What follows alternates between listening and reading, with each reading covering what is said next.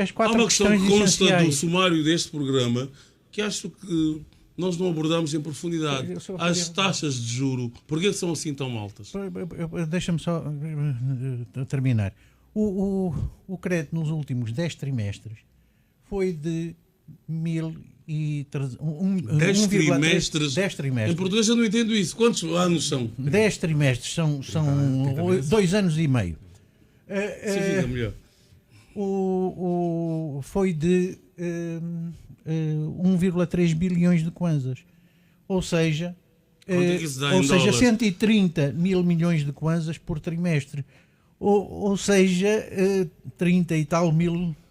130 milhões de dólares, não? Sim, 130 mil é mais ou menos isso. É mais ou menos isto. São Então, 43 mil milhões por mês. Se nós dividimos o per capita da nossa coisa, dá-nos 1.300 kwanzas por pessoa. o que é que isso significa? Por mês. Que significa que não é nada. Que não há crédito. Não há crédito para a produção. E estou a falar só de crédito à produção. Crédito à produção foi de 1.300 kwanzas por pessoa. Nos últimos 10 trimestres. 1.300 kwanzas ou dólares? Kwanzas.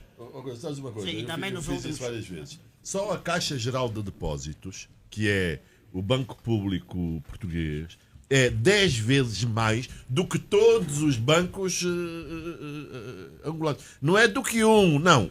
A Caixa Geral de Depósitos, dependendo dos indicadores, é para aí 10 vezes mais do que o sistema Caixa Geral de Depósitos de Portugal. de Portugal. Que é, portanto, estás a perceber? Qual é a explicação? A nossa banca, Qual é a explicação para isso? Qual é a explicação? Falta de inclusão financeira, não é? A informalidade da economia, todas estas coisas. E a propósito de informalidade, estava-me aqui a mandar uma mensagem que a gente não é o ponto para discutir, mas este não funcionamento do sistema financeiro cria informalidade também no sistema financeiro. Há agiotas, não é? Que cobram, mas isto não é uma pessoa nem duas. Isto é quase um problema. É um crime organizado. Justamente.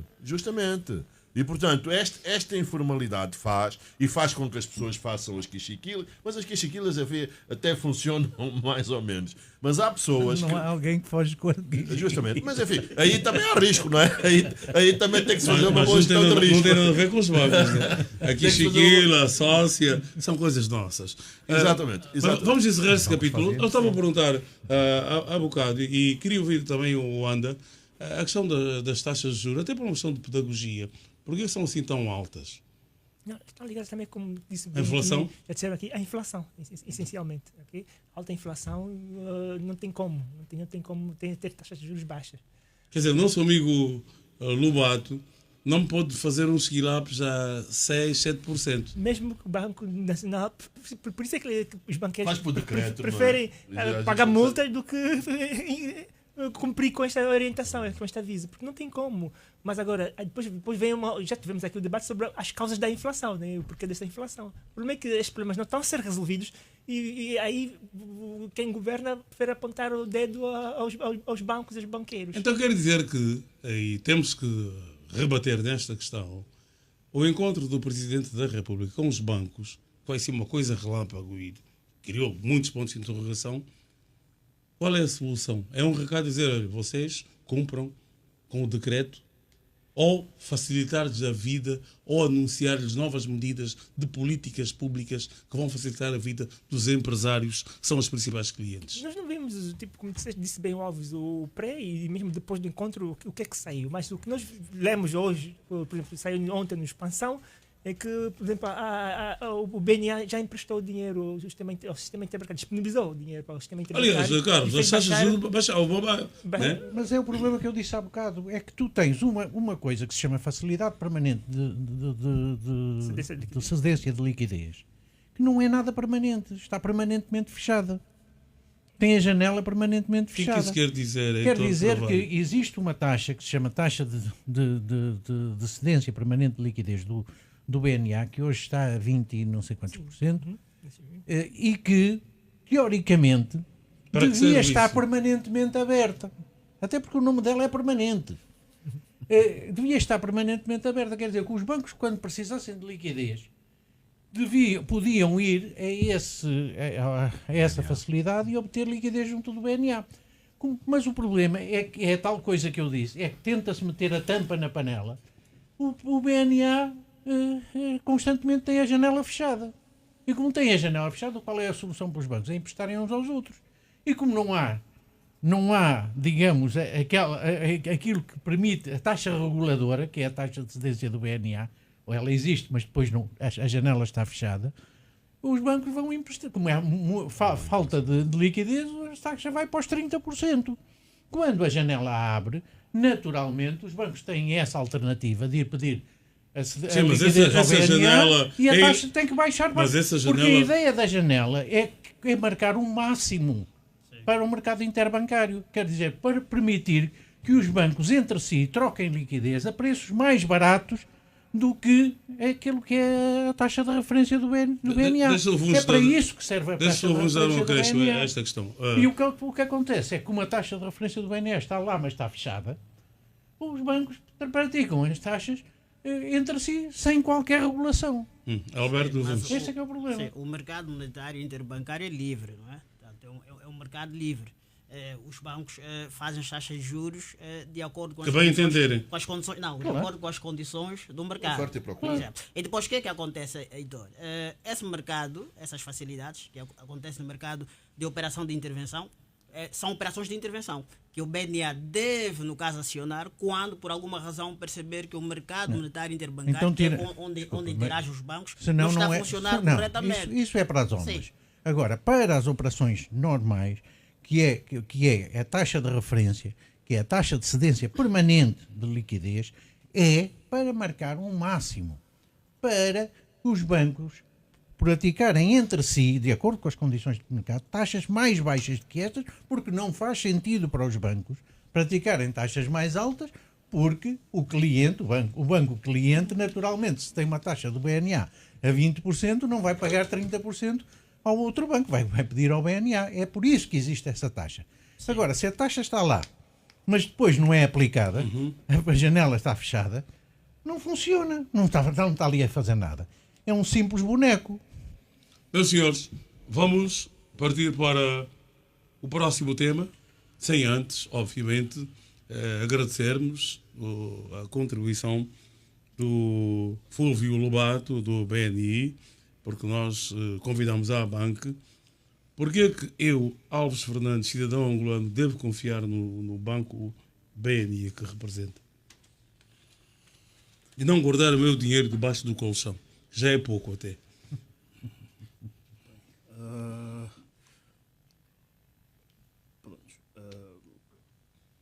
Eu acredito que os bancos, de certa maneira, têm formas de remunerar e também salvaguardar os depósitos, ou seja, o seu dinheiro, porque o seu dinheiro no colchão pode acontecer alguma catástrofe e pegar fogo. Sim, mas vocês não fazem como o banco do Carlos Pinho em Portugal, telefonar no fim do ano, dizer, meu senhor, o senhor até tem uns bilhões guardados, temos o produto tal, temos as opções tal, porquê que vocês não fazem isso? Assim, não é vocês, BNI, porquê que os bancos angolanos, de um modo geral, com algumas gratas exceções, não fazem isso? Mais uma vez. Só ligam clientes milionários, Grupo Carrinho, Sonangol, ao Mata Paulo. Nós, os pobres trabalhadores honestos, nunca somos contactados pelos nossos bancos. Porquê? Acho que essa resposta não sou a pessoa indicada para dar, e nem quero generalizar e nem quero entrar nesse tipo de tema. A verdade é que os bancos têm uma política de apoio e prestação de informação e esclarecimentos aos clientes, e acredito que todos estão engajados nesse sentido. Quer dizer que o melhor lugar para o dinheiro de qualquer cidadão é mesmo no banco? Acredito que sim. Fúlvio Lobato, diretor de créditos do BNI, muito obrigado. Obrigado por ter dispensado o seu tempo neste fim de semana, o primeiro sábado do mês de setembro. Vamos querer tê-lo de volta muito brevemente. Muito bem. Muito obrigado. Obrigado pelo convite e continuação do bom fim de semana a todos. O Alberto Vuns acho que vai ficar para o tema Fórum Económico, ou melhor, Fórum de Cooperação China-Angola. E o Carlos Pinho também está convidado, ou se quiser, ou se não quiser. Acho que tem muito poucos subsídios a oferecer De qualquer modo, não é a primeira vez que está entre nós, já cá esteve e vamos também contar consigo proximamente. Muito obrigado. Obrigado, Alves, pela oportunidade de mais uma vez partilhar aqui a nossa experiência e esperemos que contribua para a melhoria do ambiente económico aqui no país. Muito obrigado mesmo.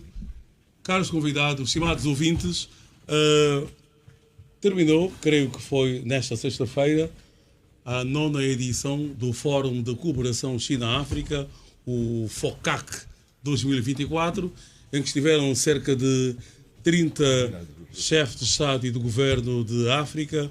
O nosso país foi representado pelo ministro Teta António, das Relações Exteriores. Houve a promessa do líder chamado Grande Panda asiático Xi Jinping, presidente da China, de mais quase 50 bilhões, mil milhões de dólares para a África até 2027. Carlos Rosado de Carvalho, estamos em presença da absorção de África pela China ou de uma relação mais aberta e promissora entre o gigante asiático e o nosso continente? Onde está a nossa Angola, que tem a maior dívida para com a China?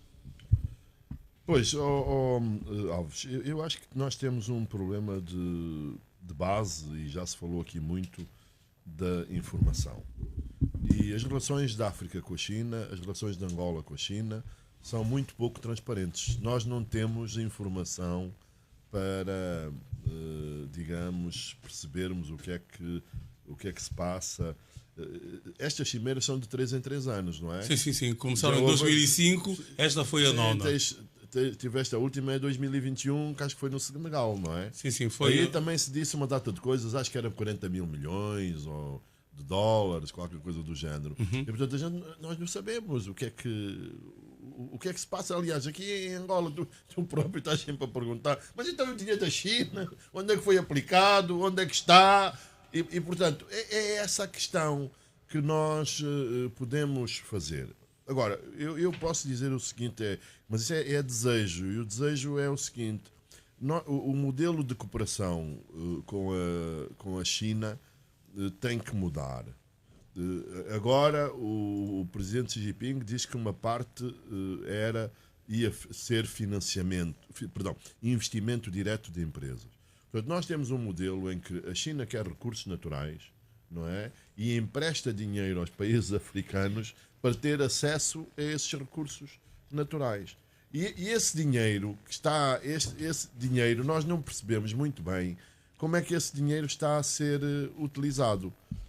Agora, enfim, nós podemos, mesmo aqui em Angola, nós não podemos dizer, qualquer pessoa intelectualmente honesta não pode dizer que o dinheiro chinês foi todo mal aproveitado, porque apesar de tudo, temos, enfim, estradas, algumas não têm manutenção, etc. Agora, nós precisamos de mudar o modelo. E a mudança desse modelo passa, do meu ponto de vista, mais por investimento direto, investimento de empresas chinesas em África, e não é muito daquilo que nós vemos em Angola, em que o investimento é em centros comerciais, não é? Os chineses investem muito em centros comerciais. Para quê? Para trazerem produtos da China e venderem nos seus centros comerciais. Sim, mas, Carlos, há exemplos de África, e nós vimos as últimas notícias do Fórum Económico que se realizou agora, em que há países como a Etiópia e até Cabo Verde, cujos governos, não tanto a Etiópia, mas Cabo Verde, prestam conta dos seus cidadãos em relação à cooperação com a China. E no caso da Etiópia, eles vendem ao mundo exemplos positivos da cooperação com a China. Os parques económicos que a Etiópia tem hoje... E de que o Wanda fala muito. Mas é o seguinte, o problema não é a China, o problema somos nós, não é? O problema não está na China. O problema está em África, nos africanos e nos dirigentes africanos. Há alguma esperança, por exemplo, uma das questões que está a ser feita é que os países africanos, nomeadamente, por exemplo, o Congo, quer que a China não leve os minerais em bruto, que refina alguns minerais cá antes de irem para a China. Portanto, agora... São exigências do Congo, dos congoleses. Justamente, é isso que nós temos que fazer. Portanto, tem que ser os africanos, temos que ser nós a fazer essas exigências e sobretudo, a aproveitar bem o dinheiro da China. E depois é o seguinte, a China também, aquele tempo todo de grandes empréstimos já passou, começou a arrefecer desde 2016. E, aliás, não é por acaso que é 2016 o ano em que a China empresta mais dinheiro a Angola. Sabes o que aconteceu nesse ano? Angola pediu um crédito para a Sonangol. Um crédito de 10 mil, estava ainda... Sim, mas o que é que isso teve a ver? Porque é que isso foi mal acolhido pela China? Não estou a dizer que foi mal acolhido pela China. Estou a dizer que porque é que a China referiu, meteu-se a Covid, naturalmente, mas meteu-se a essas coisas todas. Porque é o seguinte, a China, por exemplo, relativamente à Angola, a gente diz, os ocidentais não nos emprestavam dinheiro porque punham condições. E a China não. Claro, a China tinha garantia do petróleo. Porque é que a China quer põe condições? Não precisa de pôr condições. Porque condições, refere-te às condições do FMI, boa governação, transparência, etc, etc. Os chineses, porque eu acho que é um bocadinho por isso que nós africanos... Mas a governação da China é transparente. Diz? O Partido Comunista Chinês presta contas. Na China... Enfim, isso eu deixo ali para o Jaime. Ainda bem explicar. Mas atenção, Alves. Porque os números da China... Mas o que acontece é o seguinte, o que eu defendo é uma mudança de paradigma. Nós não queremos tanto... Também precisamos de financiamento, mas nós precisamos de investimento chinês. E os chineses estão Sim, mas esta é a velha questão, Carlos Rosado de Carvalho, e há coisas que eu tenho muito prazer em dizer que aprendi contigo. Como ter investimento chinês ou americano ou português ou congolês neste ambiente? Pois, esse é o problema. Mas a maca está connosco, está do nosso lado, não é? Wanda, Fernandes Wanda. E copiar a Etiópia é quem faz bem, não é? É isso aí. Okay, há um aspecto da tal de condicionalidade. Veja, por um lado, os ocidentais, representados nas instituições como o Banco Mundial, a FMI e não só, exigiam um pouco mais de transparência, boa governação acima de tudo, mais e respeito pelos direitos humanos. Isto aqui, nas suas relações com a África como um todo, e vamos falar particularmente do caso de Angola. Por outro lado, a condicionalidade chinesa também havia. Se bem que o governo chinês sempre, digamos aqui, em termos de marketing, diz que não, eu não imponho condicionalismos aos governos africanos, ao contrário dos ocidentais, deixo-vos à vontade, tudo bem. Eles, quando relacionam-se com os governos africanos, procuram saber as prioridades, mas tem o condicionalismo é diferente. Qual é? É que veja aqui, o foco dos países africanos foi bom, foi foco na construção ou reconstrução, no caso de Angola, de infraestruturas que poderiam levar ao tal desenvolvimento. Sim, mas a grande questão que se coloca, e é um debate em África, eu estive a ver um debate há dias no Congo, na RDC, que era sobre quanto a cooperação com a China está a apoiar a industrialização do país. Aí, o bom exemplo é a Etiópia. Repara, o governo chinês, quer dizer, ele diz que não impõe condicionalismos, mas que significa dizer que o país anfitrião tem que saber o que quer. Tem que ter receptor do investimento, do financiamento. Repara, mas um dos condicionalismos que o governo chinês sempre impõe é que, em caso de infraestruturas, devem ser realizadas por empresas chinesas. Repara, no caso de Angola, as pessoas falam muito dos dinheiros, desvios. Sim, houve desvios, sim, senhores, mas grande parte do dinheiro não veio cá para Angola. As empresas chinesas eram pagas logo na China, da China adquiriam também o material e vinham apenas com o material e a mão de obra. Okay? Esta é a verdade. Grande parte do financiamento não entrou cá na nossa economia, não fez sentido. Sim, mas a responsabilidade é da Angola. É isso aqui, repara. Tanto é que 2015, 2016, o último financiamento que o Carlos acabou de mencionar aqui, que recebemos da China, naquele período, já o governo exigiu que 30% deste financiamento tivesse um aspecto de conteúdo local. Mas foi uma exigência formal que nunca se efetivou na prática. Não, mas agora repara, os próprios chineses... Foi numa altura que estávamos a fazer um estudo, nós aqui, eu digo, o Centro de Investigação Social e Económica da Faculdade de Economia, a qual eu pertenço, da Universidade Agostinho Neto, estamos a fazer um estudo de 2015 e 2019, repara, 2016, 2017, foi a altura que esse financiamento chegou, e nós acompanhamos de perto isto aqui. Foi uma coisa interessante. O governo exigiu esse 30% de conteúdo local. ok? E repara, os chineses sentaram-se com o governo, houve uma reunião, mais uma lá no palácio, ok? O chefe da Casa Civil chamou, indicou-lhes uma série de empresas que devem ir para empresas angolanas, ok? Aquelas empresas, boas empresas. Indicadas. Indicadas, foram mesmo indicadas. Os chineses fizeram uma pergunta muito séria e ninguém conseguiu responder. Qual foi? O presidente disse, ok, tá bom. 30%, cada um das empresas que ganharam o concurso de parte da China, queriam executar o projeto, 30% ia passar para uma empresa angolana. Eles disseram, tá bom. Existe um padrão de qualidade. Se a empresa angolana que for indicada para o nosso projeto falhar com esse padrão de qualidade, quem é que vai se responsabilizar? Ninguém conseguiu responder. Okay? Já dizer, uma das poucas empresas angolanas que conseguiram ter acesso e fizeram, digamos assim, não se entender como a certa qualidade, foi aquela empresa que construiu, para não fazer publicidade da empresa, que construiu. Podes falar o nome da empresa? Ok, foi a Carmon. E sabemos que a estrutura. Carmon de Reestrutura. Reestrutura. Foi uma das poucas empresas que mostrou a capacidade técnica e financeira para aquele tipo de obra. E saiu-se bem. Não, houve umas outras, a MCA, por aí fora também, mas essas são mais, digamos assim, de origem estrangeira, mas também de capital agora, tipo, tem uma de filial. Direito angolano, mas de origem portuguesa. Mas a angolana, mesmo de raiz entre aspas, foi esta aqui. Então, há essa necessidade de criar condições para podermos também participar. Já na Etiópia, foi exatamente o contrário. O nosso estudo mostra que na Etiópia, lá o governo tipo, foi um pouco mais exigente em termos de conteúdo local. Okay? No caso de Angola, em 2016, 2017, a mão de obra que nós vimos nas obras chinesas já era 70% angolanos. Há vários níveis, ok? E acima de tudo, mão de obra não qualificada, que muitas delas foram se qualificando à medida que a obra foi avançando. Já na Etiópia, chegava aos 90%. Okay? Joaquim Jaime, Fórum de Cooperação China-África 2024. Mais de 50 bilhões para a África em várias modalidades. Empréstimos, linhas de crédito e investimento direto também. Olha, os chineses estão a investir em Angola, sim, só para ver o investimento para o processo de transformação de alumínio na Barra do Dande, é investimento chinês, não é? E eu tenho algum contato direto com o pessoal da embaixada chinesa e conversamos muito em relação a isso. Os chineses só não fazem muito mais em Angola porque os angolanos não sabem o que querem. Nós temos que saber o que queremos da China. Nós estamos, parece, aquela miúda bonita, desculpa aqui a grosseria da expressão, que se acha muito bonita e quer ser conquistada por todos. Depois chega uma altura que ninguém lhe leva a sério.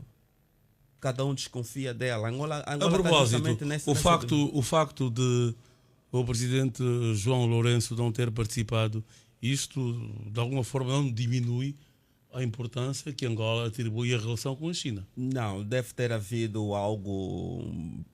um fator superveniente, né, que impediu que o Presidente da República estivesse nessa cimeira. Ele esteve lá recentemente em março e aceitou o convite. Alguma situação de força maior e certamente deve ter antecipado o seu homólogo em como não participaria neste evento. Retirando os 51 mil milhões, foram anunciados um conjunto de projetos que a China tem em relação à África. Apoio à segurança alimentar em África, com envio de especialistas chineses que é para apoiar a África a desenvolver a sua agricultura. No setor da saúde também, a China se compromete a construir em África uma rede de hospitais. Mas voltamos à vaca fria. A China se compromete. E qual é o nosso compromisso? Nós, os receptores dos financiamentos. Alves, um dos problemas que nós temos cá em África é que as nossas lideranças, salvo raras exceções, não têm desenhado um projeto de Estado para os seus países. Existe um conjunto de ambições pessoais que não vinculam os Estados. Basta haver uma sucessão nas lideranças, que todos os projetos anteriores são jogados ao lixo, desculpa a expressão, e alguém quer começar algo novo. E os países africanos, salvo raras exceções, vivem dessas perturbações cíclicas do seu posicionamento da política externa. E isso acaba retirando a capacidade dos países africanos aproveitarem convenientemente bem relações privilegiadas que têm com os países emergentes. Como ia dizendo, há esses projetos do ajudar a África a desenvolver a sua capacidade de produção de alimentos, ajudar a África a tratar das suas questões de saúde, ajudar a construir uma rede de hospitais em África e o fornecimento de especialistas chineses também. Mas nesse particular, nós até somos famosos, né? Acho que Angola será dos países africanos que mais inaugura hospitais, né? Esse também é outro tema, Alves. Durante muito tempo, Angola negligenciou o seu setor da saúde. Primeiro é que alguém entendeu que a saúde é um produto comercializável, tinha que estar à disposição de quem pudesse pagar. E em segundo lugar, repare que há uma coincidência, desde que faleceu o nosso ex-ministro das Relações Exteriores, o Venâncio de Moura, né? Que os nossos dirigentes perderam alguma confiança no sistema de saúde e todos eles tratam-se lá fora. Quem vai tratar-se lá fora? Isso foi há quanto tempo? Aqui, não conhece... Os nossos mais novos, o David e o Abnego, não sabem. Sim, não conhece a realidade dos nossos hospitais e é difícil. Mas agora, todos os presidentes angolanos morreram no estrangeiro. Sim, mas só para continuar. Agora que está-se a fazer um investimento que tem 2 objetivos. Primeiro, oferecer aqui um serviço médico de especialidade que obriga a transladação de muitos pacientes lá para fora. E o segundo objetivo desses grandes hospitais é que eles possam ser canalizados para o processo de formação de quadros em saúde. Eles não estão só para fornecer serviço de saúde, mas também para participar do processo de formação, mas para dar continuidade. Não, para concluir. Não, o Alves interrompeu-me muito e roubou-me. Sim, deixava-me continuar, Alves. Desculpa. 2 minutos graciosos. Há também, da parte da China, o comprometimento da governança digital, da digitalização da administração pública em África. E é uma componente muito importante. A China quer compartilhar com os países africanos a sua experiência da gestão administrativa. Formação de quadros africanos, essa troca de experiência. Os quadros africanos irem para a China, aprenderem a gestão administrativa com os chineses. Esse é o interesse da China. Interesse declarado. Da China. Declarado. Esse foi no discurso de abertura do presidente Xi Jinping. Eu, felizmente, tenho o discurso. Isso foi declarado. Temos que nos recordar que a China foi o primeiro país do mundo a introduzir testes de admissão para a administração pública. Significa dizer que aquela máquina administrativa está afinada há muito tempo. E eles têm interesse em compartilhar com os países. Tem que ser membro do Partido Comunista, não é? Isso é outra coisa. E é preciso não confundir isso está bem as coisas. Afinado, né? Primeiro é que isso foi introduzido antes do século XIX, no tempo ainda das dinastias. Então não é outra coisa. O que os chineses têm, eles conhecem a sua cultura, introduziram a sua cultura dentro da sua... Repare só numa pergunta que eu lhe fiz. Este é o interesse declarado da China. Esse é o interesse declarado da China. Qual é o interesse declarado da República de Angola?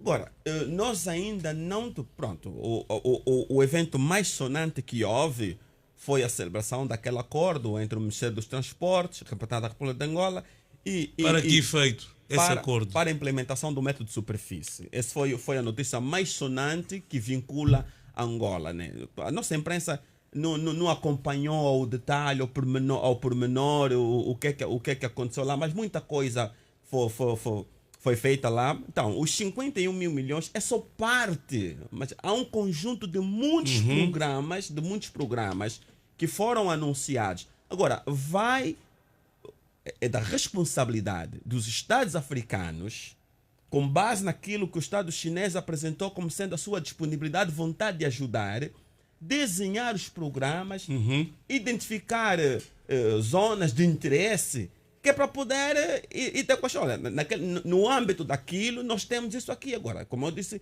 e volta à primeira forma. A África mesmo para concluir, a África é vítima da qualidade das suas lideranças, porque os outros têm disponibilidade para fazer, nós é que não sabemos o que queremos. Eu gostei dessa frase do Jaime. A África é vítima das suas lideranças. Mas quem escolhe as lideranças africanas são os africanos. Mas atenção, Será mesmo? Eu discordo com o Jaime nessa última frase dele. Eu participo de muitos fóruns de governação em África, por vários países africanos, a convite da Fundação Mo Ibrahim, e a conclusão que nós chegamos, e convido-se muitos jovens de vários países africanos, que a África tem 54 países, então são 54 narrativas. Há países e países. Okay? É importante dizer isso aqui. Há países africanos que estão a saber aproveitar essa parceria com a China, parcerias com outros países, estão a marcar passos importantes. Salvo raras exceções. Não são raras. Não são tão raras assim, ok? E algumas das quais o Wanda tem aqui apresentado. Okay? Já falamos acerca disso aqui. Okay? E é importante termos em conta. Nós, como disseste bem, eu não gosto dessa analogia que faz da moça, mas pronto, nós, os armados em especiais e tudo mais, continuamos atrás. Angola está a perder. Nós tivemos um presidente que dizia que Angola era um povo especial, os angolanos eram um povo especial. E tivemos antes alguém que tivera dito, no tempo em que o nosso amigo Heitor Carvalho ainda andava fardado e armado, que éramos um país em África e não éramos um país africano. Mas eu quero ouvir o Alberto Vunes também sobre essa questão. Fórum de Cooperação China-África. Será mais um balão de oxigênio para que a África saia da pouca vergonha em que se encontra? Aquilo que se percebe é que... Eu tenho que falar para o microfone, meu caro. Aquilo que se percebe é que é um fórum que já tem 24 anos, né? Portanto, esse é o 8º fórum, não é? Portanto, não, acho que foi o 9º, não importa. Exato. Como sendo Depois é o 9º, sim, pois já lá vão 8 fóruns, né? Um total de 24 anos. E aquilo que eu pude também perceber, que pude ler, é que, portanto, o balanço que se fez desses 24 anos na pessoa do presidente Cyril Ramaphosa, em conjunto com o presidente Xi Jinping, é que o balanço, segundo eles, não é? Portanto, é positivo. Portanto, esse fórum tem exatamente cumprido com os objetivos para o qual foi estabelecido. E relativamente ao lançamento dos próximos 3 anos, estão definidos um conjunto de 10 propostas de ações de cooperação. O que quer dizer que os países africanos têm aqui, portanto, uma janela bastante larga, não é? Onde poderão enquadrar, digamos, as suas necessidades, seus objetivos também, os seus projetos. Temos aqui, por exemplo, tem 10 propostas de ações no âmbito da cooperação para os próximos 3 anos. Tem aqui o que mais podemos ver, o mais importante é cooperação ou planos no âmbito do comércio. Tem também no âmbito da agricultura e subsistência, né? Portanto, atualmente em Angola nós estamos com um tema muito crítico, que é o tema da segurança alimentar. O que é que Angola pode e deve aproveitar neste quesito da segurança alimentar na cooperação com a China? Pois, o que nós podemos aproveitar naturalmente. Nós sabemos que um dos principais calcanhar daquilo que nós temos relativamente ao desenvolvimento da agricultura tem a ver com conhecimentos científicos, né? Experiência e situações de género. O que nós podemos, se calhar, é aproveitar aqui toda a experiência que a China tem no combate à pobreza, no desenvolvimento da agricultura. Por exemplo, nós sabemos que a China é o país que mais, portanto, tira populações rurais da pobreza, não é? Portanto, estamos a falar nos últimos... Sim, exatamente, a China é o campeão. Eles têm um programa que é o China Alleviation Program, né? Ou seja, o programa de alívio da pobreza na China, é o campeão a nível mundial.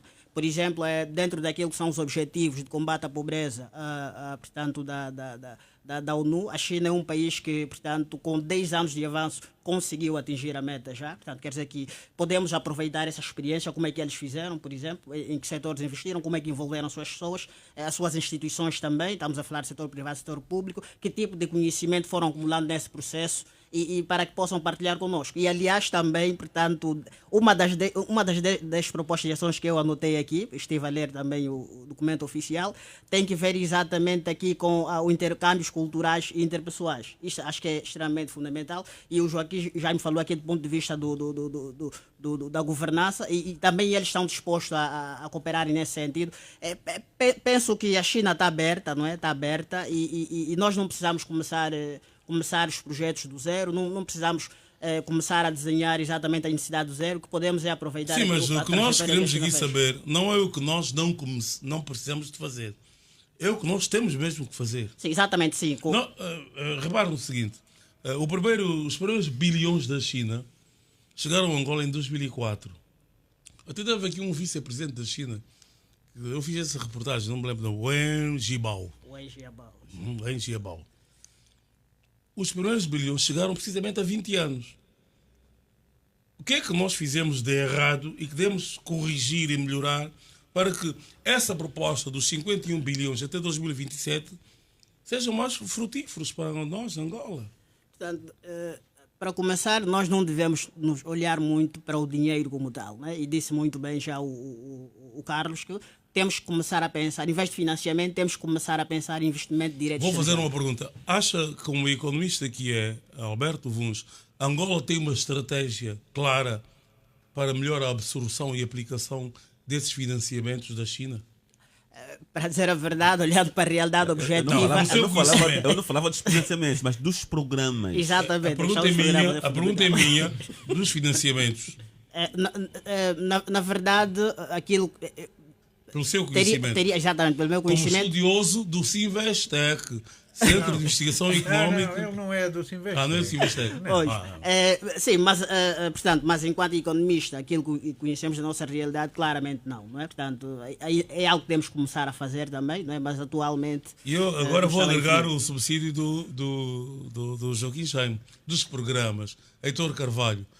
Ok. Posso só dizer uma coisa antes disso? É que todas estas coisas que o Jaime disse e o Vuns disse, está na Cimeira de 21. Em 2021, na Cimeira que se decorreu no Senegal, meu querido Jaime, está tudo isso. Não é essencial. Muda ali alguma coisa. O que eu pergunto é o que é que se fez. Esse é que é o problema. O que é que os africanos fizeram? Eu também, nisto estamos de acordo. Agora, é que o que nós estamos a falar aqui é de intenções, pá. Nós estamos a falar de intenções. Sim, mas no documento. Agora que a China está aberta. Claro que a China está e os Estados Unidos estão. Carlos. E a Mongólia está. Mas e estamos todos abertos. Era a vez do. Por amor de Deus. A Mongólia não está aberta. É o Carlos, é o Heitor Carvalho. Eu fico nervoso quando ouço falar a palavra ajuda nas relações internacionais. Fico logo nervoso. O Jaime falou em ajuda 11 vezes. Ajuda, cooperação, não é nada disso. Há negócio. Nas relações internacionais há interesses bem, mas, das duas partes e só funciona bem. Onde está o interesse do nosso só país? Funciona bem se houver interesses das duas partes. O problema que está nestes negócios com a China, com os Estados Unidos, com a Alemanha, com seja quem for, é que nós não temos negócio para apresentar. E, portanto, vamos atrás do dinheiro. Há dinheiro, deixa-me agarrar. Em vez de termos negócios para apresentar, para que de um lado e do outro ganhemos, se o negócio for vantajoso para os dois lados, nós andamos à procura do dinheiro. E é isso que não podemos fazer. Nós temos que chegar à China, aos Estados Unidos, à França, a seja quem for, e apresentar os nossos negócios, as nossas condições. Nós queremos fazer isto. E da mesma maneira a China fez, e muito bem, disse, olha, nós, para estes programas todos, nós temos isto disponível. Portanto, nós, o que é que temos que fazer? É saber se nós temos negócio na área que a China está disposta a envolver-se e chegar lá e dizer, olha, nós, para este programa, temos este negócio a propor-vos e queremos negociar convosco. Portanto, é esta a nossa missão, é apresentarmos-nos... A nossa missão enquanto país. É apresentar-nos enquanto país. Mas a pergunta que eu quero fazer ao Heitor é condições claras do que é que nós queremos. Heitor Carvalho. E não ficar em êxtase porque há 51 mil milhões. Heitor Carvalho, a minha pergunta, até vai gostar da minha pergunta.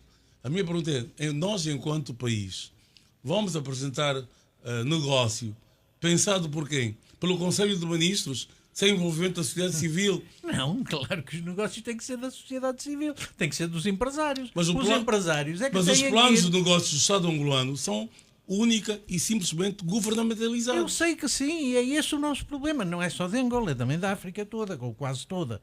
Cabo Verde já melhorou muito. Claro que e a África do Sul é bem diferente.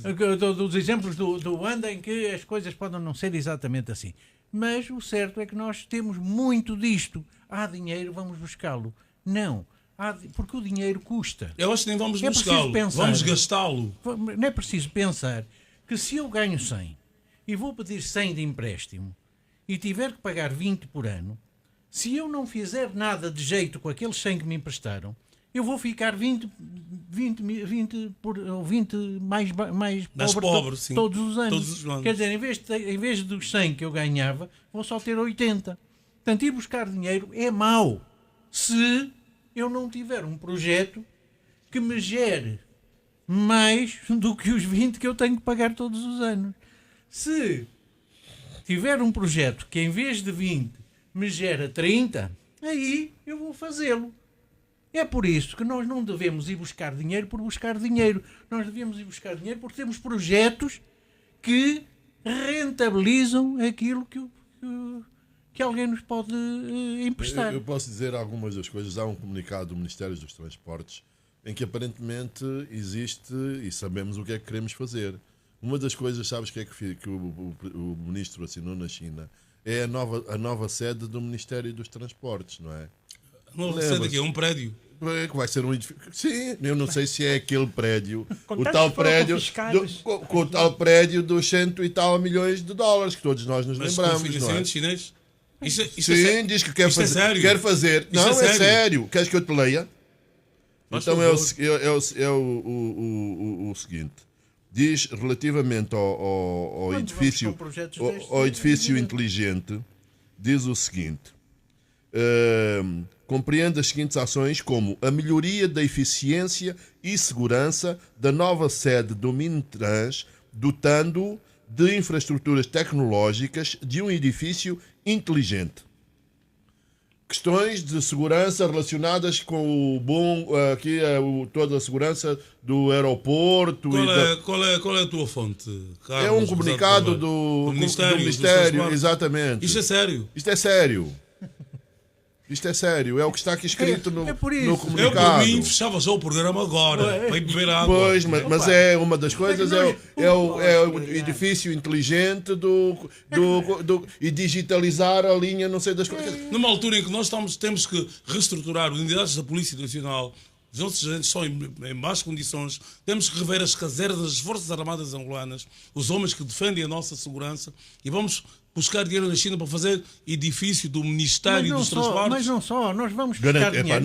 Nós temos um caminho de ferro. Eu não sou crente, mas peço a Deus que essa notícia não seja verdadeira. Mas isto é um comunicado do Ministério dos Transportes. Diz comunicado de imprensa. Ministério dos Transportes assina acordos na China para acelerar metro de superfície no troço Cacoaco-Benfica e ligação ferroviária à RDC e à República do Congo. Isto aqui, eventualmente, faz sentido, que é Caio, lá em cima, fazer uma nova...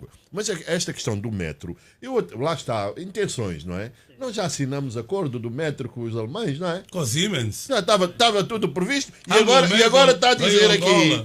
E agora está a dizer aqui que temos uma coisa para fazer projetos para acelerar... Mas isso não está tudo feito. Acelerar o quê? A linha de caminho, o metro de superfície entre Cacoaco e Benfica. Marginal, não é?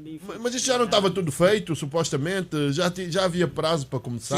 Sim, na última viagem do Presidente à China, creio que foi em março, essa questão ficou clarificada. Pelo menos foi o que nos veio a... Mas portanto... Alves, quando nós temos necessidades aqui, repara, os dados oficiais dizem que 35% das crianças em Angola sofrem de desnutrição aguda crônica. Está-se a bater sempre na tecla da agricultura, autossuficiência alimentar. A China é o maior produtor de alimentos do mundo. E já disse aqui que eles estão com um programa espetacular. Sim, mas eu não estou a entender, Joaquim Jair. O que é que o edifício inteligente do Ministério dos Transportes tem a ver com a segurança alimentar? Isso é só para dizer que as nossas prioridades estão erradas. Nós não temos que, a essa altura, ir falar de edifício inteligente quando nós temos, isso oficialmente, 35% das crianças sofrem desnutrição crônica aguda. E falando com nossos amigos médicos, dizem que em alguns casos o pai leva o filho desnutrido e ele também tem que estar internado porque o pai também está desnutrido. Quer dizer, nós temos que ter aqui a capacidade de dizer: a minha prioridade é isto, e é aqui onde eu devo me focar, porque se eu corrigir esse problema, vou corrigir outros em cadeia. Aqui o Madagascar, o Madagascar tem um projeto muito interessante. A nível da agricultura familiar, essa altura as famílias de Madagascar estão a colher 7 toneladas de cereais por cada hectare produzido. Como é que eles chegaram até aí? Através de um programa muito compacto com o Banco da Agricultura da China, que tem a linha de financiamento e tem a componente técnica, onde eles têm os cientistas que chegam no terreno, estudam solos, climas, tudo isso, depois desenvolvem as sementes adaptadas a cada realidade, dão formação às famílias, faz o acompanhamento dos programas periodicamente. E é preciso não esquecer que o Nós temos Presidente da República que podia esteve, muito bem Joaquim absorver Jaime, este programa. Só para informar, quem não se lembra, o nosso Presidente da República, João Lourenço, esteve, né, em Madagascar recentemente, na tomada de posse do Presidente, que foi reeleito. Certo. E não absorveu essa informação preciosa. São 7 projetos desses que estão em implementação em África. E nós estamos com um planagrão pendurado às mãos, sem saber o que fazer com ele. Por que que nós não vamos ter dos nossos amigos, porque do top 5 dos maiores produtores mundiais de alimentos está a China, Estados Unidos, Rússia, Índia e Brasil. Todos eles têm embaixadas em Angola. Nos damos supostamente bem com todos eles. Mas talvez todos eles tenham também ministérios dos transportes inteligentes e que nós vamos importar. Não é só o Ministério, é que os dois grandes programas é o Ministério de Transportes Inteligente e o Metro de Superfície. Das duas uma. Ou o metro de superfície não é um metro de superfície, é um comboio. A quem chama um metro de superfície. Ou é um projeto falhado, porque um metro de superfície é uma coisa que não funciona naquelas circunstâncias em que estamos a falar ali. Cheio de poeiras, de lixos, etc. Vai emparrar o andamento do metro, muito mais do que um comboio. E quando nós temos um comboio de Luanda para Viana, e os chineses têm máquinas portanto, locomotivas, não é?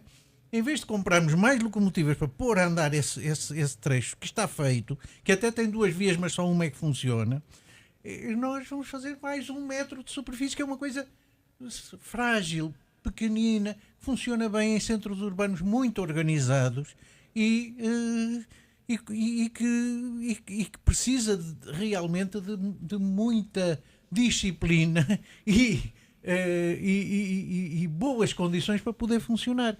Não pode. É isso. Nós não podemos ter como duas prioridades. Nossas 2 prioridades são coisas que não funcionam. E não podemos. A culpa não é da China. A China tem os projetos deles. Nós estamos abertos a estes projetos. Nós vamos lá com 2 projetos que são fazer um edifício inteligente e um metro de superfície. Vamos ouvir o Heitor, não, o Wanda também. Repara, sobre a agricultura, o Jaime está aqui a rebater-se e tudo mais. Já foi priorizado, ok? Houve um projeto chamado Grandes Fazendas, ok? Eu tive aqui a recuperar os nomes das fazendas. Como é recapitular? Camacupa, Senza Pombo, Cuima, Longa. Longa, quer dizer, aquela do Mochico. Sim. Também tinha no Zaire. Sim. Quer dizer, a ideia foi financiamento chinês. Punguandongo. Okay. Mas não é no modelo que eles estão implementando nos países africanos. Não, desculpa, o Jaime não está a acompanhar o raciocínio do Wanda. Wanda, continua só. A ideia por detrás desse projeto na altura, quer dizer, foi entregue o projeto todo em 2014. Repara, antes da transição de 2017. Okay? Qual era a ideia? Era mesmo para tal soberania, a segurança alimentar, a soberania alimentar, digamos mesmo assim. Okay? O projeto foi bem pensado. Na altura, o então presidente José dos Santos sentou com os chineses, apresentou essas necessidades, eles disseram, ok, indicam as zonas, o governo indicou o espaço onde quer ver esse projeto, os chineses chegaram, chave na mão, montaram, ensaiaram e entregaram. Está aqui, gere. Tanto é que depois de 2017, 2018, quando o Lourenço houve a transição, houve fazendas, por exemplo, do Longa e aquela do Igen, que encontraram arroz nos silos. Okay? Lembras que foi um escândalo? Como é que a população tem fome e tem aqui arroz a estragar nos silos? Por que houve? Houve esse investimento chinês na agricultura para produzir o quê? Grãos, como milho, arroz, leguminosas, como feijão, e não só. Produtos que nós continuamos a importar e a importar como gente grande. Se tivessem cumprido, ou melhor, gerido melhor esse projeto, o que faltou foi falta de gestão. Porque foi um projeto chave na mão, foi entregue. Na altura. Sim, mas isso está associado à velha questão de que nós temos falado aqui. O lobby da importação que governa o governo fez com que esses projetos... Não é só importação. O projeto não é isso, é nós. Nós, em vez de irmos lá com um projeto nosso, e esperar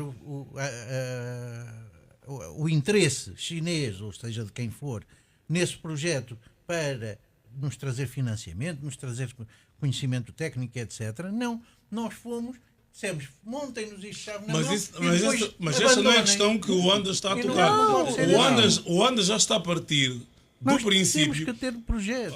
Ouça só, Heitor Carvalho.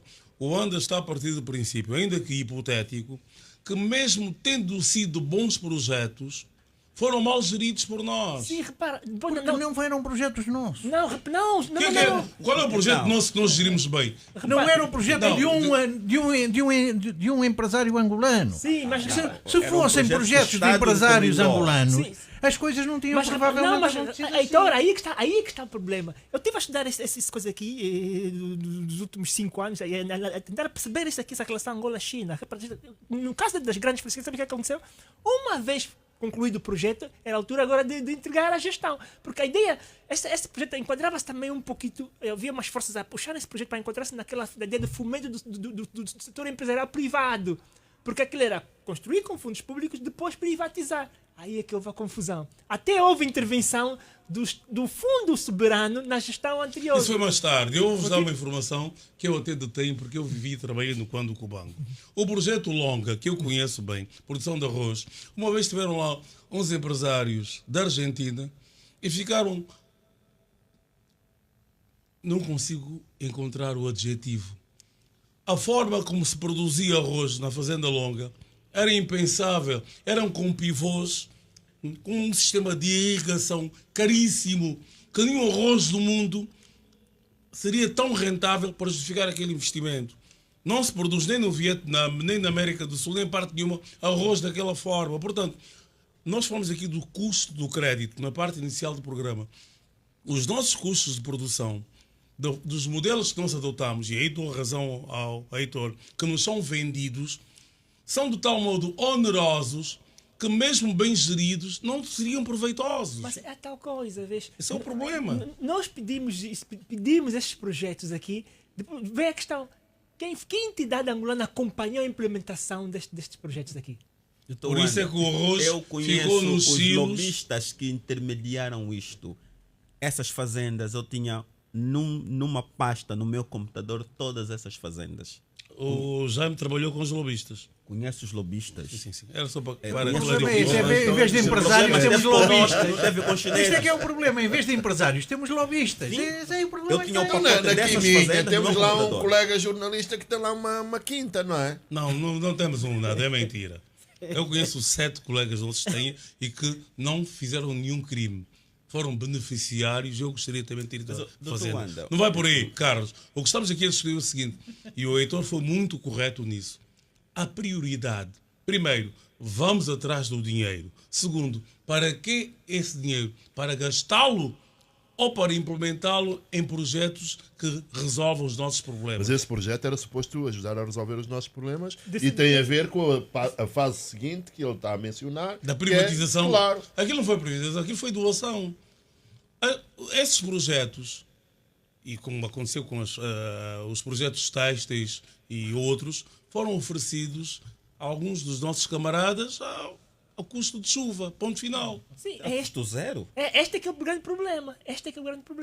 Vês? Então, acaba por se enquadrar no tal projeto de fomento do empresariado nacional. Mas agora, mas tem a questão.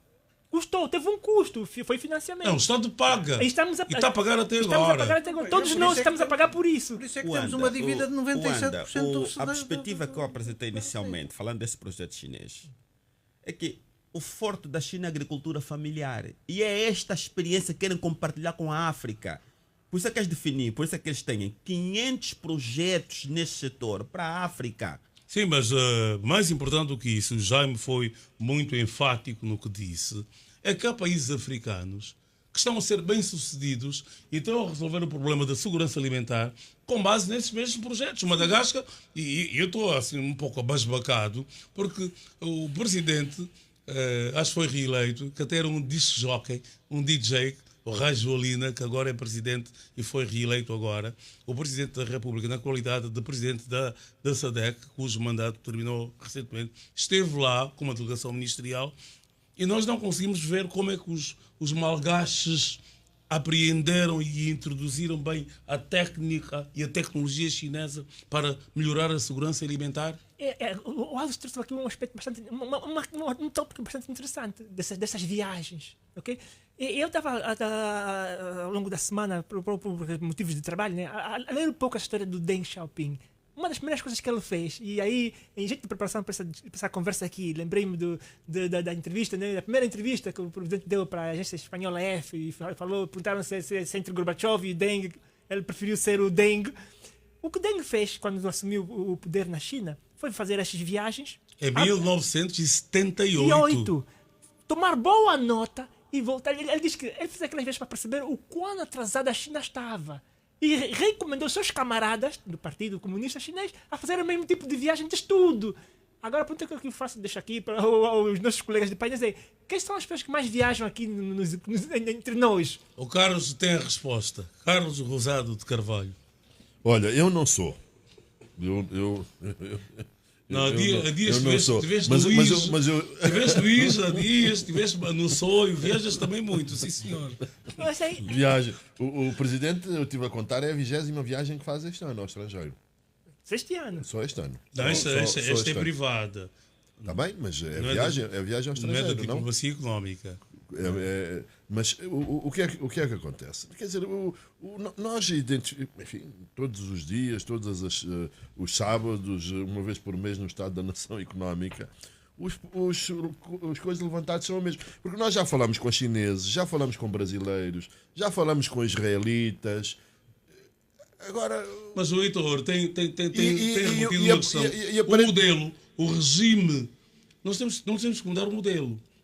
O modelo económico, claro, o regime económico, claro, é que tem que ser mudado. O mindset tem que ser mudado.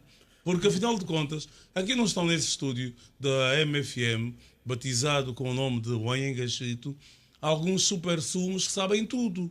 Nós não somos tudólogos. E a repetição mostra que as soluções tardam a chegar. Justamente, é esse o problema. E depois, o que acontece é que os projetos parece que são pensados já na segunda fase da privatização, não é? A quem é que vão aproveitar, a quem é que serão entregues. E este é que é o nosso problema. O Estado não tem que se meter nestas coisas. Todos os projetos gastaram-se milhares de milhões, estamos a falar de milhares de milhões de dólares nestes projetos agrícolas do Estado. As grandes fazendas, os perímetros irrigados. E nada funciona. Repara, o grande desafio, vejo, realmente é papel do Estado, é função do Estado numa economia como Angola, onde queremos estabelecer uma economia virada para o mercado, mobilizar recursos, tanto internos como externos, mas depois tem que recuar e desafiar o setor privado e os que tiverem os melhores projetos a ter acesso a esse financiamento. Okay? Mas isso é que não acontece. Agora, quando o Estado decide fazer tudo, quer dizer, mobilizar os recursos, também direcionar onde vai acontecer o investimento, a rentabilidade do investimento, a evidência empírica mostra que é muito reduzida, no caso de Angola. Aliás, falando da cooperação com a China e pegando naquilo que o Jaime disse em instantes, é sobre na parte da construção civil, construímos as centralidades, é verdade, mas hoje não temos uma fábrica de fechaduras, de dobradiças. Temos que importar tudo outra vez. Okay. Nós já tivemos. Quando eu nasci havia até há bem pouco tempo. Pronto, mas o que eu quero dizer é o seguinte. Tivemos esse investimento, essa cooperação com a China no domínio da construção civil, erguemos as centralidades, mas não ganhamos, o Vuns está muito calado, também queria ouvir o Alberto Vuns nesse capítulo, não ganhamos uma indústria de materiais de construção. Deixa eu só dar um remate final aqui, porque isso é uma área que a mim me toca muito, porque são anos de investigar sobre essa relação e essa temática, exatamente, o setor da construção e a indústria de materiais de construção. Deixa eu dizer o seguinte, a culpa foi sinceramente do dono da obra, dos prazos apertados, ok? E isto repetiu-se até também no último financiamento que o Carlos mencionou aqui, em 2016. O governo pensa sempre no imediatismo, ganho político, ok? E isso afetou, surgiu alguma indústria de materiais de construção, mas poderíamos ter criado muito mais, que poderiam depois ser eles o suporte deste aviso agora, do aviso 9 do 22 do crédito à habitação do BNA, se tivéssemos feito bem no passado, Mas isto não foi feito. Não foi feito porque o dono da obra quer sempre prazos apertados. Uma obra que devia durar, vamos supor, 36 meses ou 24 meses, por razões políticas e por ganhos eleitorais, acaba por ser feita em 18 em pouco tempo. Isto só é possível se você importar grande parte do material. E foi o que aconteceu. Sim, mas nós até tentamos um projeto industrial, mas mais uma vez o problema esteve conosco. Quando se tentou aqui o ensaio com a Zona Econômica Especial, um projeto para 50 e tal unidades industriais, e nós ficamos pelo caminho a partir de 2014, devido à crise, descontinuou-se o projeto. E mesmo assim, as unidades que foram montadas, algumas tinham equipamentos dos anos 50, dos anos 60, dos anos 70, e diziam-se que eram indústrias de ponta, né, de última geração. Mas a verdade é que o que aconteceu foram buscar em Portugal indústrias que já estavam descontinuadas. As indústrias não eram brasileiras, as da Zona Econômica Especial? O projeto foi brasileiro. Há uma parte que veio do Brasil, mas sobretudo de Portugal. Indústrias já estavam descontinuadas, já eram sucatas, peça de museu, e trouxeram para Angola com preços de fábricas novas. Por essa razão é que a tentativa de industrializar Angola faliu logo à partida. Para piorar, haviam fábricas com molde descontinuado. Começa a fazer uma peça com 20 centímetros de diâmetro e na fase seguinte do processo produtivo o molde que está lá é de 40. A fábrica é de 40. Então, houve-se essa intenção de termos uma indústria de construção civil a funcionar. A fábrica de cimento do Bom Jesus é financiamento chinês também, e ela assim, enquadra-se nesse âmbito. Mas é para dizer o seguinte: o nosso problema, e com a China não vai ser diferente se nós não mudarmos a nossa forma de pensar, é não sabermos o que é que queremos logo à partida. Sim. A China não vem impor a ninguém, vou-te vender isso. Nós é que vamos lá e temos que dizer, eu quero um financiamento, seja qual for a forma da modalidade, mas eu tenho aquele projeto no âmbito daquilo que foi definido para a África, por exemplo. Ou se não for, não estiver nessa definição, nós temos aqui a Câmara do Comércio, Angola e China, onde estão empresários de um lado e do outro, e os políticos fazem a ponte para intermediar essa relação entre eles, estás a ver? Sim, sim. Nós temos aqui a fábrica de montagem de tratores, de investimento dos árabes, não é? Que a fábrica está parada. Sim, sim. Mas o Brasil, mais inteligente do que nós, foi à busca daqueles que são os tratores mais baratos do mundo.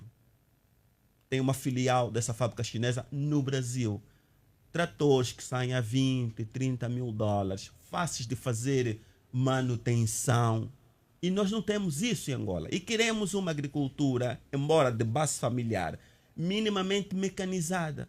Hoje ninguém consegue alimentar 33 milhões de pessoas a cultivar com a enxada. Sim. Mas nós temos... Nem enxadas em muitos casos tem. Sim. Nem enxada nós temos, tá vendo? Então, há tudo do outro lado. Há tudo do outro lado. O que tem estado a faltar em Angola são 2 elementos.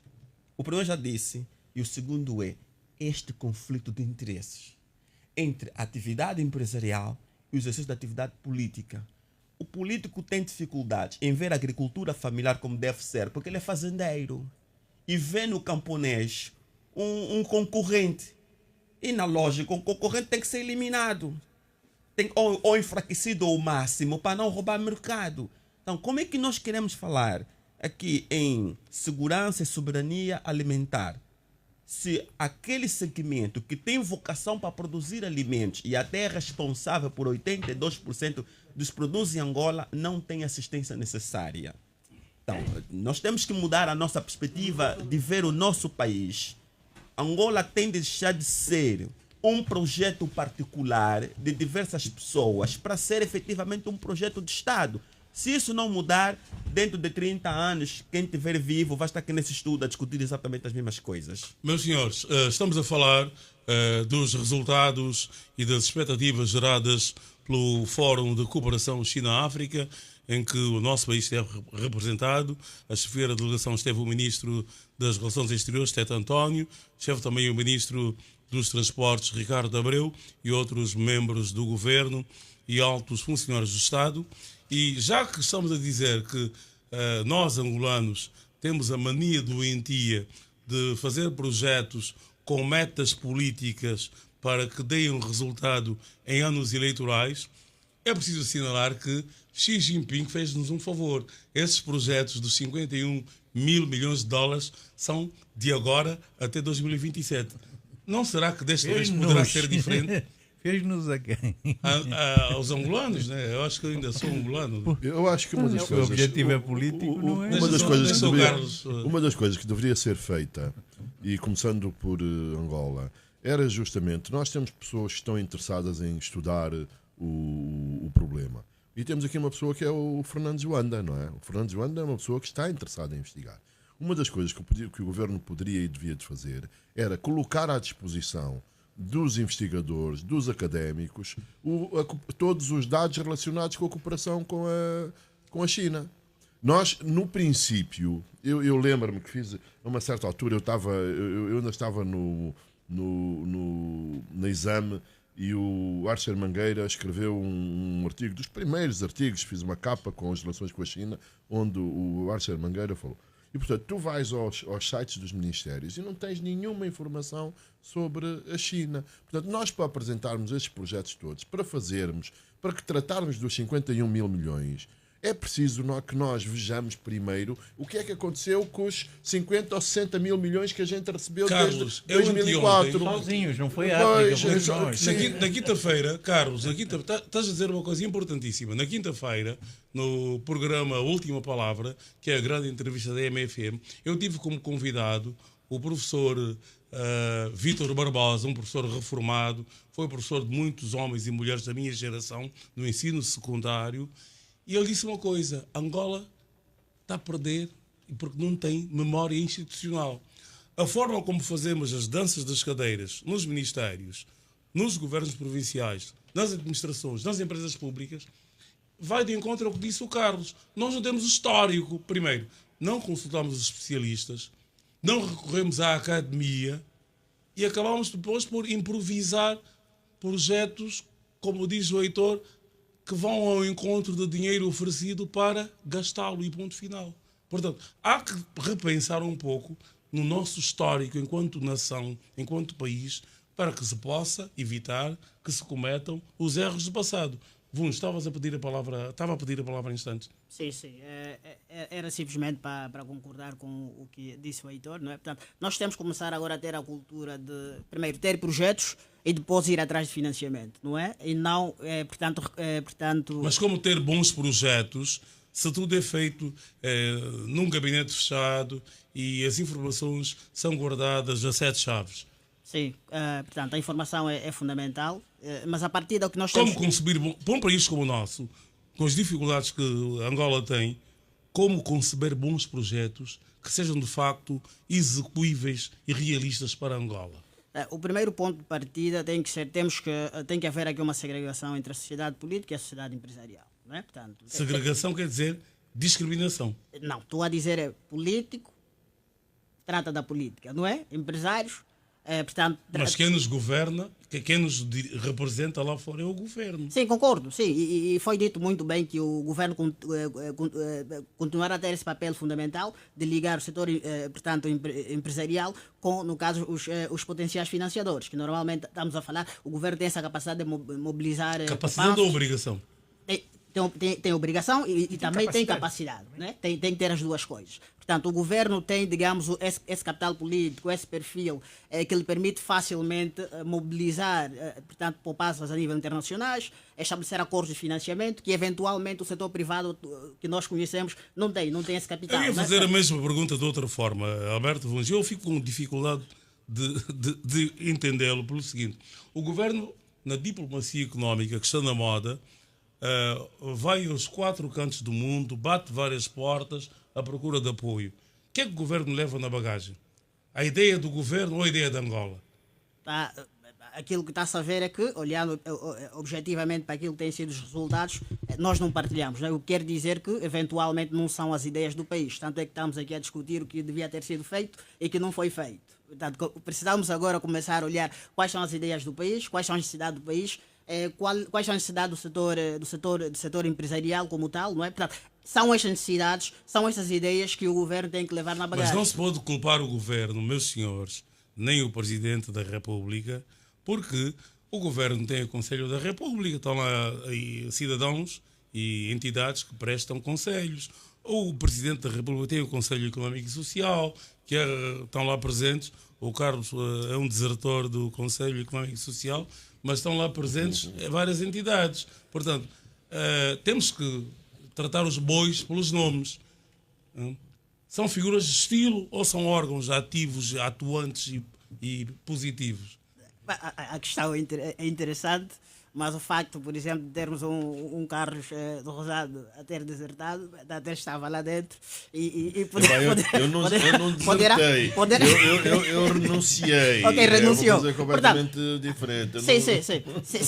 Se puder explicar aqui a razão. A deserção é crime. Sim. A renúncia é um direito. Pois, por exemplo, se nós tentarmos perceber as razões que o levaram a renunciar, podemos efetivamente ter uma ideia se são uma figura de facto ou se são uma figura de estilo. Né? Mas o que é verdade é que não tem servido exatamente aquilo que são os interesses da classe empresarial. Não tem servido aquilo que são os interesses do país. Aliás, resultados. devo confessar que para este programa, que começou com a questão do crédito e das altas taxas de juro, eu recorri a vários empresários, a várias associações e recebi uma nega de todas.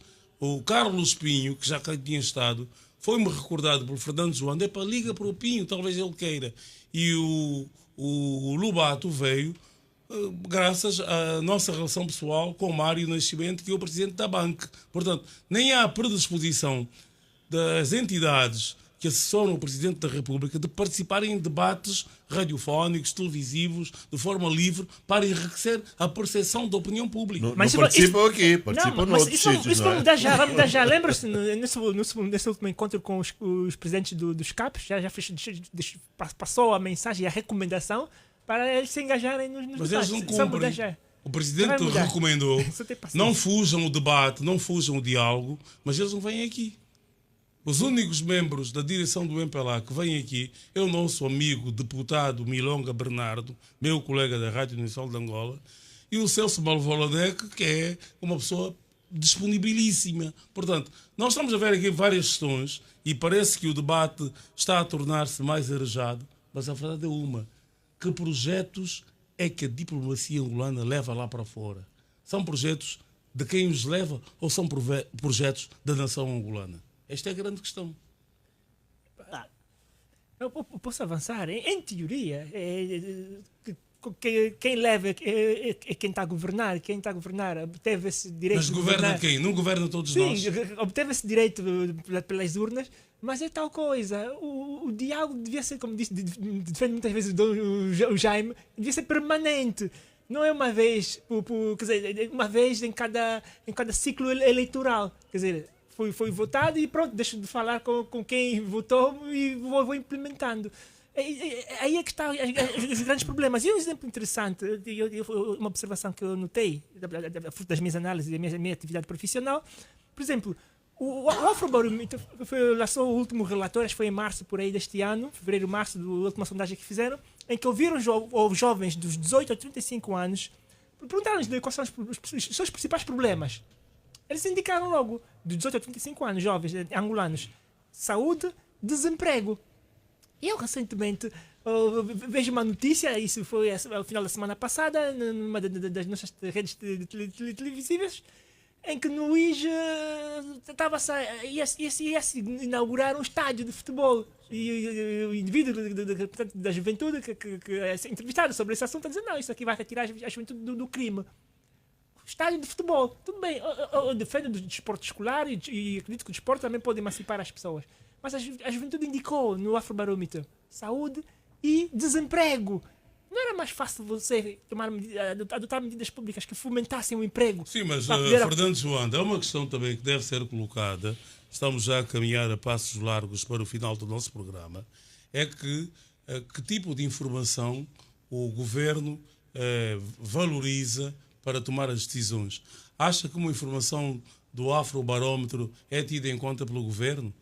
Também temos que avaliar isso, porque eu obtenho informação pelas minhas fontes. Há fontes que, para mim... O governo, eu acredito que o governo faz não sei quantos afrobarómetros, porque eles têm que fazer inquéritos sobre a governação, não é? E, portanto, o que o governo deve fazer mais é estudos de opinião, imagino eu, não é? Mas o que o Anda diz contrasta com o que nós hoje estamos a dizer. A juventude do IS diz que quer mais um Estado... É a juventude angolana. Não, a juventude do IS quer mais um campo de futebol do que uma escola e um hospital. Alves, se nós virmos a retórica do governo, ela não é muito diferente daquilo que nós dizemos, que quer apostar na segurança alimentar, que aposta na educação, que aposta na saúde, que aposta até no desporto, para tirar as pessoas do crime. O problema não está na retórica, porque nós até temos alguma dificuldade em perceber. O problema está, de facto, na prática. E aqui nós temos um problema, já temos falado sobre isso, porque é que este problema é político, nem sequer é económico. O problema de Angola é um problema político. A começar logo pelo modelo de governação. Nós temos um presidente que faz tudo e mais alguma coisa. É impossível que alguém com as funções do presidente consiga fazer aquilo. Provavelmente temos que mudar o modelo de governo até. Nós, por exemplo, temos ministros de Estado, mas é o seguinte, nós não sabemos o que é que os ministros de Estado fazem. Formalmente, nós temos um ministro de Estado para a coordenação económica. E nós perguntamos, o que é que o Dr. Massano faz? Quem é que ele coordena? Os transportes, a economia, as finanças... E depois, mais enigmático, é o Ministro de Estado, que é uma senhora, para a área social. O que é que faz? O que nós pensávamos... Tirando o chefe da Casa Militar e o chefe da Casa Civil, que são estruturas mais ou menos... compactadas e como formalismo histórico, os ministros de Estado para a área económica e para a área social não sabem o que é que fazem. Justamente, Dr. Massano, a única pessoa que formalmente depende dele é o secretário do Presidente da República para os assuntos económicos. E, portanto, nós temos que pensar em mudar o modelo de governação. Eu acredito que mesmo neste modelo de hiperpresidencialista, nós precisamos de pensar nisso, para que as coisas possam ser feitas. Nós tivemos agora, recentemente, até esta reunião do Presidente da República. Quer dizer, supostamente, isto era um problema que o Ministro de Estado... Qual reunião? A reunião do crédito, a reunião com os bancos, não é? Em que temos lá esta coisa de que temos lá o Banco Nacional de Angola, que nós não percebemos muito bem o que é que o Banco Nacional de Angola está lá a fazer, porque o Banco Nacional de Angola é uma entidade independente. E, portanto, nós temos aqui, eu acho que isto também é um consenso, há uma excessiva centralização do poder, das decisões, e depois o que é que nós temos? As ordens superiores. Quem tem acesso ao Presidente... E vêm-te dizer, não, isto mandou, são ordens. E tu não ficas a saber. Porque há ministros que têm o poder dos ministros. Eu não conheço, mas é aquilo que me transparece. Depende do acesso ao Presidente da República. Portanto, aqueles que... Mas isso é uma velha história. Mesmo no tempo do presidente José Eduardo Santos, Santos, diferente, claro. O acesso ao chefe determinava o poder de qualquer indivíduo e instituição. Justamente, em que tu tens às vezes empresas ou ministérios em que um elemento que pertence ao partido tem mais poder do que o presidente da empresa ou do que o ministro. Há uma coisa positiva. Nós temos que mudar este modelo, o modelo de governação. Há uma coisa positiva, Carlos Rosado de Carvalho, neste modelo. O poder do presidente, agora na recente visita à província do Zaire, determinou a comissão chefiada pelo ministro-general Furtado, ministro de Estado, chefe da Casa Militar, e que pela primeira vez foram denunciados governantes, generais, comissários, vamos lá saber quem são, mas pelo menos veio a público, porque foi preciso Sua Excelência sair do conforto do palácio e ir ao Zaire para que este facto que ameaça a segurança nacional, uma vez que o combustível contrabandeado de Angola vai alimentar o M26, que faz a guerra no leste do Congo, não é tema para esta conversa, mas para dizer apenas este poder centralizador faz com que as entidades auxiliares não assumam plenamente as suas responsabilidades. Isto é o grande problema. Já agora podemos também recomendar uma ida lá às Lundas e vermos aquela questão do garimpo. O presidente é humano. Não, mas o chefe da Casa Militar disse, isto é que é terrível. O presidente da Casa Militar disse que o chefe da Casa Militar disse que vai acontecer aos contrabandistas o mesmo que aconteceu aos garimpeiros. O que aconteceu aos garimpeiros? Justamente, não sei, diz que está a ser julgados e que estão isto e que está aquilo, que está com o outro. A minha preocupação é essa. É que o chefe da Casa Militar disse que vai acontecer aos contrabandistas o mesmo que aconteceu aos garimpeiros. Sim, mas o ministro de Estado e chefe da Casa Militar não é juiz nem procurador. Ele conduz a comissão de inquérito. Os dados são entregues à PGR. E daí ele não pode fazer mais nada. Sim, temos que ter lições de economia. Toda a gente sabe, eu já o disse isto aqui esta semana, toda a gente sabe que o contrabando não vai acabar enquanto houver diferença de preços. É impossível. Sim. Enquanto a gasolina custar 300 kwanzas em Angola e custar do outro lado da fronteira 1000 e tal kwanzas, é impossível que o contrabando acabe. Meus não senhores, é possível. Vamos encerrar o nosso programa de hoje.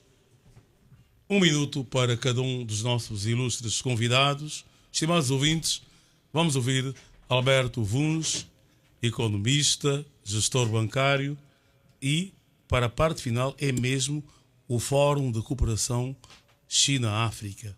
O que é que nós podemos esperar e o que é que se deve melhorar para que esta aparente boa vontade do gigante asiático seja benéfica para nós, Angola?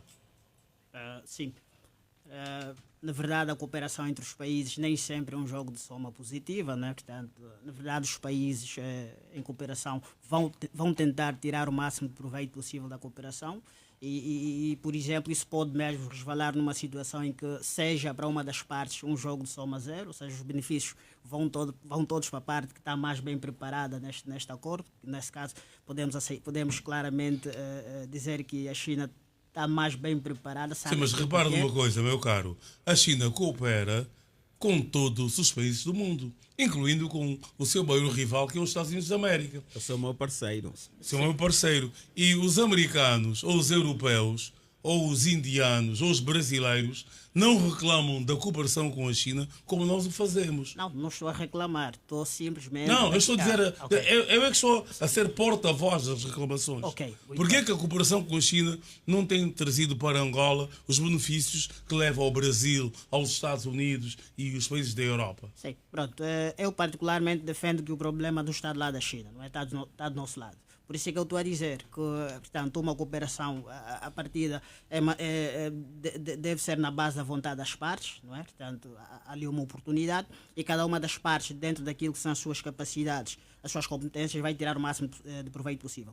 E então há essa necessidade. Nós tivemos recentemente um histórico de cooperação com a China, que é de 2004 até mais ou menos 2014, não é? Portanto, a experiência não foi muito boa. É momento de olharmos para trás, ver o que é que não fizemos bem, não é? E daqui para frente tentar melhorar os termos da cooperação com a China, de tal forma que a gente possa, portanto, ter isto como um jogo de soma positiva para a nossa economia. Carvalho, é mesmo só um minutinho. É como eu já disse, enquanto nós não formos para o negócio com a China, eu não gosto de falar de cooperação, o negócio com a China, com a ideia do que é que nós queremos, qual é o negócio que nós queremos propor. Mas nós quem? Nós, Angola, os empresários angolanos, nomeadamente, queremos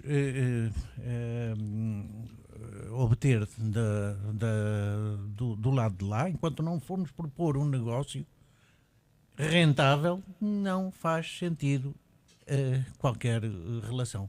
Isto depende de nós, somos nós que temos que ir propor claramente o negócio. A China já disse o que é que quer, temos nós que saber dizer o que é que nós queremos. Fernando Joanda, bons exemplos como o de Cabo Verde, Madagascar, a própria Etiópia, não podem ser replicados em Angola. Porquê? É possível. Desde que disse, como disse bem o Jaime, temos que ter liderança, okay? Acima de tudo, governantes que percebam que sem produção não há transformação da economia. Okay? A China conseguiu tirar 300 milhões de pessoas em 30 anos, 78 até 2008, okay? Conseguiu tirar 300 milhões de pessoas da pobreza extrema. 300 milhões de pessoas, não somos apenas 30 milhões, okay? 100 vezes mais. Então, é possível. A China é a fábrica do mundo. Angola, como disse bem o Heitor, tem que definir o que é que quer. Temos que ter infraestruturas capazes de atrair investimento privado chinês e não apenas financiamento. Carlos Rosado de Carvalho, há razões para algum otimismo daqui para frente? Na cooperação com a China, Sabes obviamente. Que, eu acho que a razão do nosso otimismo é a seguinte: é que nós já não temos mais nenhuma alternativa, estás a perceber? Não é possível não é possível continuar a fazer mal as coisas. Não é possível, porque nós não temos mais nenhuma alternativa. Portanto, agora é fazer ou fazer. É a esperança que eu tenho, porque isto, enfim, não sei, porque existe, nós temos o bom ambiente, nós temos a China interessada em África, interessada em Angola. Temos os Estados Unidos interessados em África, interessados em Angola. Temos os europeus. E isto é uma excelente posição para fazer negócio, como diz ali o Heitor. Não é? Joaquim Jaime, a moça bonita de que falou é Angola, mas não consegue atrair um bom pretendente. O que é que está mal, afinal de contas, e deve ser mudado e já? Olha, a China começou com uma forte liderança e muita disciplina, tanto do partido que governa como dos membros do seu governo. Todos comprometidos, sabiam que o engajamento de todos é em prol da China. E essa visão foi compartilhada com a sua própria com o seu povo. Deng Xiaoping, em 78, começou por uma reforma agrária, ofereceu segurança jurídica aos camponeses, que é para poderem ter as suas terras legalizadas, avançaram com um grande programa de formação de quadros, movimentaram pessoas por grandes centros de produção e avançaram. Para nós, a China tem um programa que é para vocacionar às engenharias, onde se predispõe a oferecer 60 mil bolsas de estudos vocacionadas está a subverter para os países a africanos. nossa parte final do programa. Temos apenas